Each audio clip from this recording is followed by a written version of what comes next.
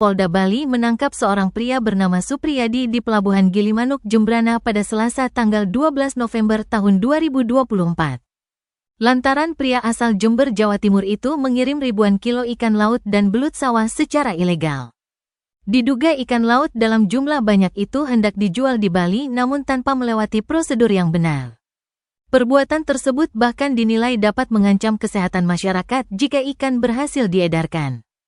Penangkapan ini bermula dari anggota Ditreskrimsus Polda Bali melakukan pengecekan di pos pemeriksaan Pelabuhan Gilimanuk. Di sana didapati Supriyadi bersama satu orang lainnya bernama Hanaki yang hendak mengirim barang menggunakan mobil Isuzu pickup warna putih.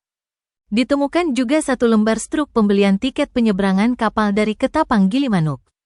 Akan tetapi pelaku tidak dapat menunjukkan sertifikat kesehatan dari ikan air laut berbagai jenis dan belut sawah yang dibawa.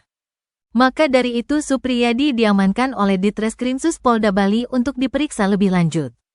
Dari hasil pemeriksaan diketahui bahwa modus pelaku dalam melakukan pengiriman ini diawali dengan menyewa kendaraan roda 4 Isuzu pickup. Kemudian dia mencari muatan dengan menghubungi para pemilik ikan sampai berjumlah total hampir 1,8 ton. Ikan-ikan tersebut diangkut dengan pickup itu dan diseberangkan dari Ketapang ke Pulau Dewata. Tetapi pelaku tidak menyerahkan sampel ikan ke karantina Ketapang. Padahal prosedur tersebut wajib dilakukan untuk mengetahui kesehatan ikan yang dibawa. Perbuatan pelaku dapat menimbulkan dampak yang sangat berbahaya dari segi kesehatan ikan yang akan dikirim dari Jawa ke Bali. Karena belum diketahui layak atau tidaknya ikan tersebut untuk dikonsumsi serta dapat menyebabkan timbulnya penyakit ataupun hama.